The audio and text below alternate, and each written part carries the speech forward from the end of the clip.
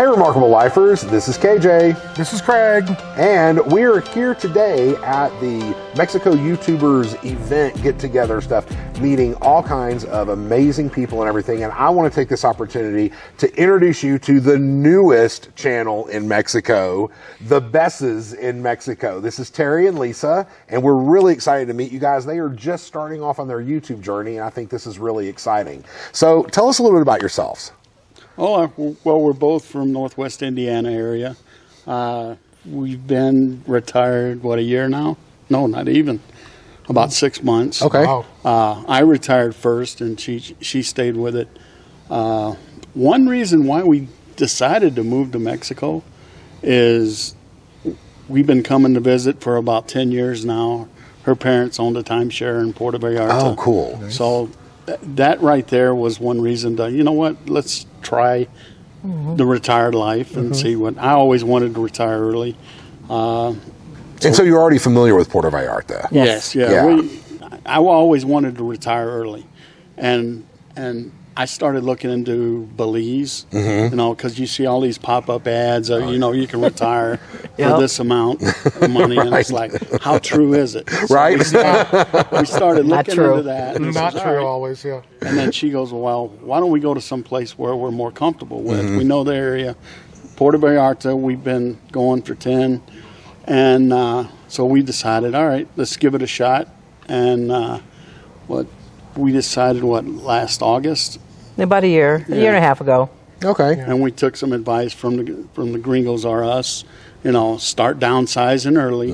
And Mark's idea of getting a dumpster was the best idea. I'm a pack rat. She's He's a hoarder. Yeah, you suddenly realize Yes. all the stuff you have. You're like, Yes. this has no value except anyone but me. Exactly. Was it painful throwing it all away? For me, it was.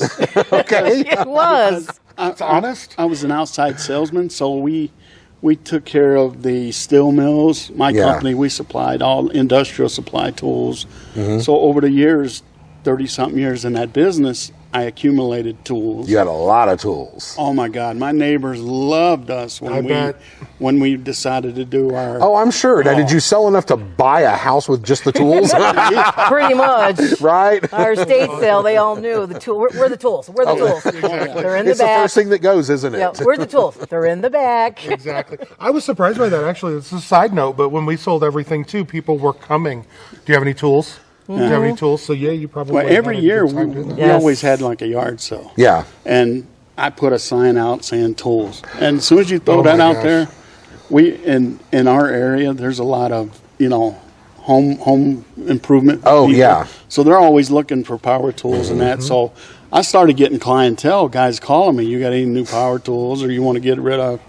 And I think our first sale we did was, 2 weekends?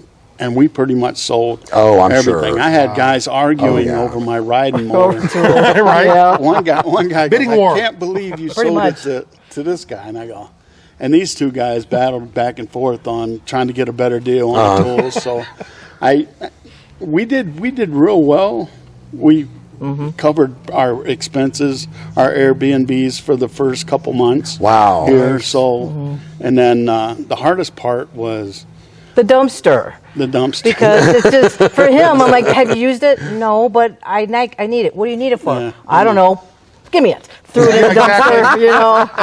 My hardest part for the dumpster Catharsis. Catharsis, was definitely. the sentimental things. Oh, yeah. You know, some of it went to my children or my grandchildren, you know, my brother, my mother, but then they didn't want it. I was like, oh, that's breaking my heart to throw that in because it's sentimental, and they didn't want it. We didn't want to store it, so it went in the dumpster. That was more heartbreaking to me. We had similar experiences with some pieces. Like Craig had been saving this piece of furniture from his grandparents for his niece and nephew and different things like that. And, you know, the younger generation, I would wrap myself up in that included, just don't have that sentimentality about certain things. It's like, you know, well, here's this rocking chair, which was your great-grandfather's, and they, you know, rocked your mom or whatever, you know, and all that kind of stuff. They're like, okay, that's fantastic. It's probably going to fall apart soon. You know, it just, get rid of it. I have a relative it's a younger relative who's very old soul and really values all that stuff. And I'm like, guess what? payday. You're getting it all because I know you'll value it, and you're the only one that will. So you get it all. Yeah. And I just loaded up a truck and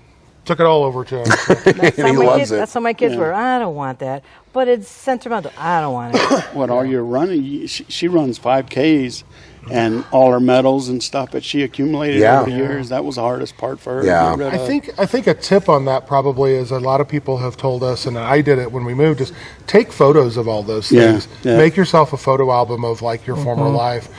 We actually, even our house that we had, we did a photo book. Like we went to Walgreens and had a photo book made to have it, and then you can kind of pack it away. It's small. It's there. You have it to kind of reminisce on, but it's not obsessing over it. Right. Yeah. The hardest thing for me, I think, was all my fishing gear because I was a bass fisherman. I had a boat, and we did our yearly trips in the spring and then in the fall.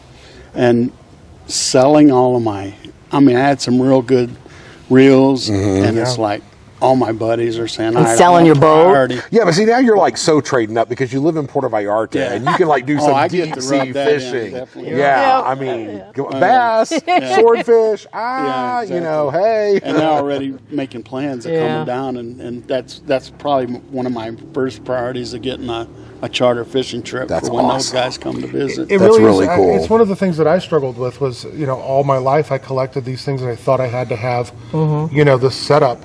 And then when I made the decision and let it all go, I'm like, oh my gosh, I worked so hard for all that stuff, and now it's just gone. Yeah, exactly. And I'm like, and I don't miss it. Oh my gosh, what does that say about me? And it's what it says about you is your needs have changed and you have changed. Yeah.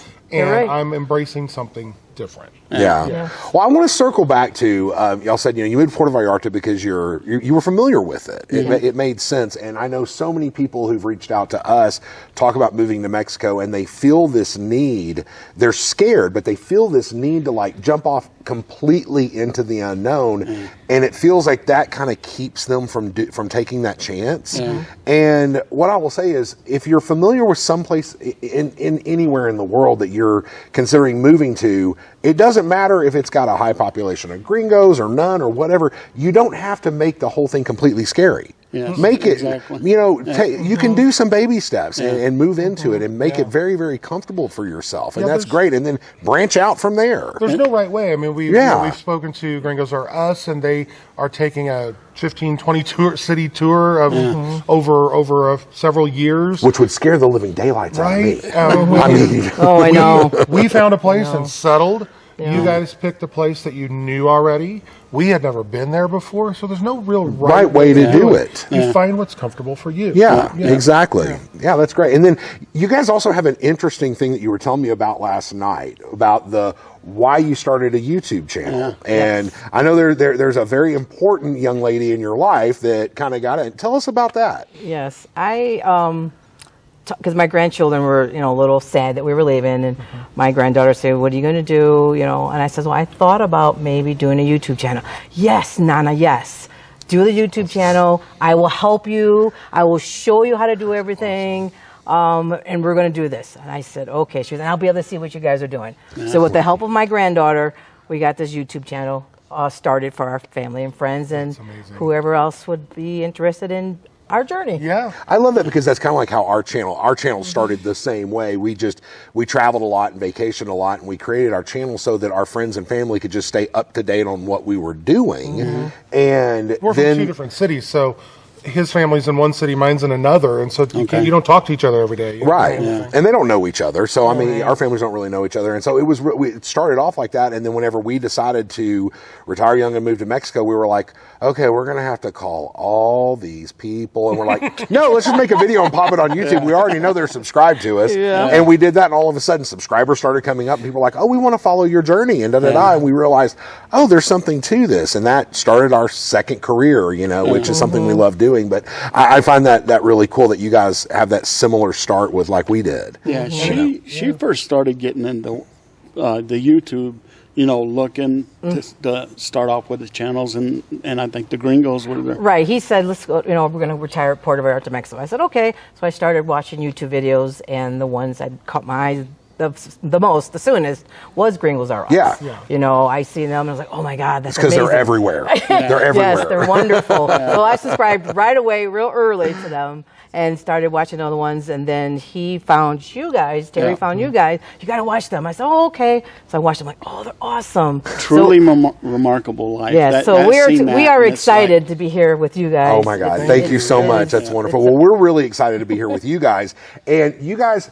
Y'all need, if you want to like start at the beginning and watch a channel really evolve, they have one video up. Yeah. So I mean, really watch the Besses in Mexico. This is going to be an amazing journey, and I'm excited to watch. I hope you guys watch along. Get on their channel, subscribe, support them. This is going to be great, and I hope y'all enjoy the journey as much as I know we're all going to. It's been great to meet you guys, and I know that we're friends, and we're gonna have a really great time. Thank you for doing this, and good luck with everything. Just enjoy the journey. Enjoy what you're doing on YouTube. Exactly. Yeah. That's going to make the difference. And you guys encourage them. Yes. Encourage them, guys. This is Comments, great. like, subscribe, all that fun stuff. So, if you haven't already, like we have already done, Go find your truly remarkable life. Bye, y'all. Bye. Look who I seen! Greg and KJ! Truly remarkable life. You're with us at the church. We love the Besses in Mexico. Oh my gosh. Hey, come on. Get in. It's your channel. the whole group. Oh, sorry. Take my hat off. Hey. Make sure you follow, like, subscribe, do all of that stuff. Yes, it's free. It's free. Subscribe. Follow these guys. They're wonderful. Beautiful San Miguel de Allende. Yes.